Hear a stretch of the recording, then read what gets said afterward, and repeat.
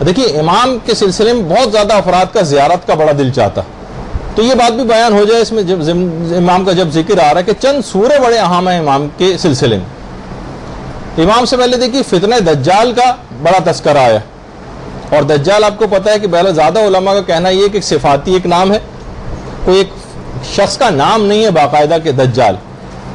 تو سورہ کہف جو ہے پیغمبر فرماتے ہیں کہ جو 8 دن اور 8 راتیں سورہ کہف پڑھے وہ ہر فتنے سے محفوظ ہو جائے گا، اور اگر دجال نے ان 8 دنوں میں خروج کیا تو اس کے فتنے سے بھی وہ محفوظ ہو جائے گا۔ سورہ کہف، اور پیغمبر نے یہ جملہ بھی ارشاد فرمایا کہ جو کہف کی 10 آیات کو حفظ کر لے گا وہ دجال کے فتنے سے محفوظ ہو جائے گا اور کوئی نقصان اس کو نہیں پہنچے گا۔ اور اگر سورہ کہف کی ساری آیتیں بھی پڑھ لے، ساری آیتیں یعنی پورا سورہ، تو ایسا شخص داخل جنت ہوگا۔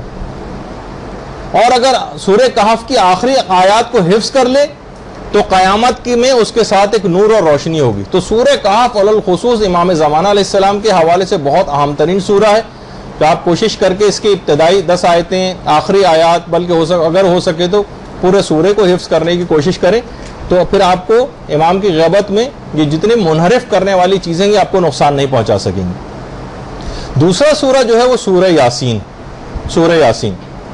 باقاعدہ ایک عالم دین نقل کرتے ہیں کہ جب میں خدمت امام میں پہنچا تو میں اس زمانے میں شدید سخت مصیبت میں مبتلا تھا، تو امام زمانہ نے مجھے خود سورہ یاسین پڑھنے کی تاکید کی مشکلات میں، اور دیکھیے اس میں امام نے فرمایا کہ اس میں مبین 6 مقامات پر آیا ہے۔ دیکھیے ایک عمل بھی آپ بھی چاہیں اس کو کر سکتی ہیں۔ امام نے فرمایا سورہ یاسین میں جو لفظ مبین ہے یہ 6 مقامات پر آیا ہے، تو جب بھی تم لفظ مبین پر پہنچو تو اس مقام پر پہنچ کر اپنی حاجات طلب کرو، تو خدا تمہاری دعا کو مستجاب کر دے گا۔ اچھا وہ عالم دین جب ان کی امام سے ملاقات ہوئی اس کے بعد وہ گھر آئے تو انہوں نے پھر قرآن میں دیکھا کہ مبین، وہ ذرا حیران اور پریشان ہوئے کہ مبین قرآن میں 7 مقامات پر آیا، جبکہ امام نے کہا تھا 6 مقامات ہیں۔ پھر انہوں نے خود ہی غور کیا تو کہا نتیجے پہنچ گئے کہ یقیناً ضرور امام تو غلطی کر ہی نہیں سکتے، تو واقعی جو امام نے کہا تھا کہ مبین لفظ 6 مقامات پر آیا اور ایک مقام پر الف لام کے ساتھ آیا المبین، تو امام نے لفظ صرف مبین کہا تھا جو کہ 6 مقامات کے اوپر آیا ہے۔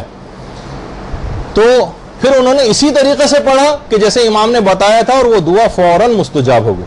تو سورہ یاسین کا یہ عمل بڑے آپ نے آرام سے سن لیا کہ دعا مستجاب ہو گئی، اور کچھ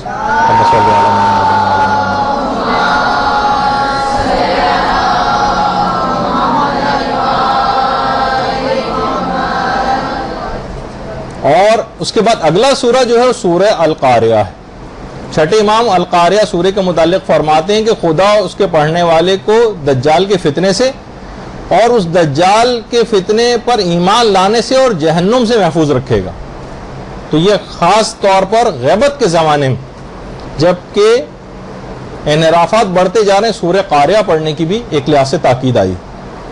اور اس کے علاوہ جو مسبحات سورہ، مسبحات ابھی بتاتا ہوں کون سے سورے۔ جابر بن یزید جعفی 5ویں امام کے بھی صحابی ہیں، 6ٹے امام کے بھی ہیں، وہ فرماتے ہیں کہ 5ویں امام سے کہ جو شخص بھی رات کو سونے سے پہلے مسبحات پڑھے گا وہ نہیں مرے گا مگر یہ کہ حضرت قائم کو درک کر لے گا۔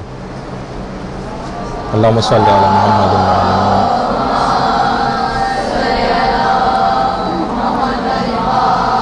اور اگر مر گیا تو وہ جوار پیغمبر میں جگہ پائے گا، پیغمبر کے پڑوس میں اس کو گھر دیا جائے گا۔ اچھا مسبحات سورے وہ ہیں جو تسبیح سے شروع ہوتے ہیں، تسبیح سے۔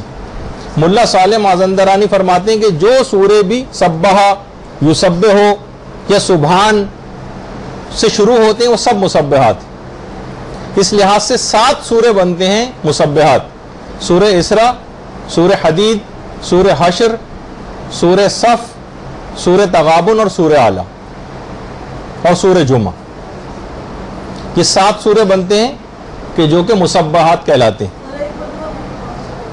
اب لکھ لیجئے گا آپ، اس کا اب تو یہ اپلوڈ ہو جاتا ہے، اتنا وقت نہیں کیونکہ بہت جلدی اس کے بعد آخر میں ایک اہم ترین اعلان بھی کرنا ہے آپ کے سامنے۔ البتہ مرحوم کفمی جو گزرے ہیں ہمارے، انہوں نے اپنی کتاب مصباح کے حاشیے میں چیز لکھی ہے اور کہا ہے کہ 5 سورے ہیں اصل میں۔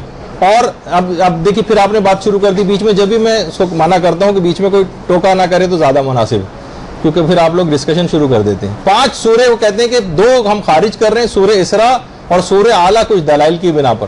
مرحوم کفمی نے حاشیے میں مصباح کے لکھا ہے کہ 5 سورے ہیں اصل میں, اور اس میں سے سورہ اعلیٰ اور سورہ اسراء کو خارج کر دیا.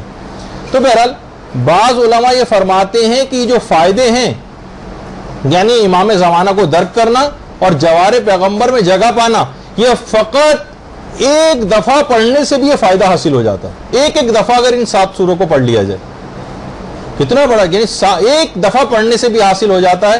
البتہ کہا کیونکہ یہ اس کے فائدے بہت زیادہ ہیں, تو اس کا مطلب اور فائدہ اتنا زیادہ ہے, تو ایک دفعہ سے زیادہ پڑھنے میں اور تکرار کرنے میں یقیناً اور زیادہ فائدہ ملے گا, تو جتنی تکرار ہو. اچھا, یہاں جو لفظ آیا کہ امام زمانہ کو درک کرنا, تو درک کی 2 صورتیں ہیں. ایک تو یہ کہ براہ راست ملاقات ہو جانا, اس کو بھی درک کہا جاتا ہے. اور فرمایا کیونکہ ان 7 سوروں میں حضرت قائم کا کوئی نہ کوئی ذکر آیا, ان کی صفات اور ان کے احوال ان سوروں میں آئے ہیں, تو اس کی ایک تاثیر یہ ہے کہ وہ آدمی خود بخود ان سوروں کو تلاوت کرنے والا امام زمانہ کا قرب اس کو حاصل ہو جاتا ہے.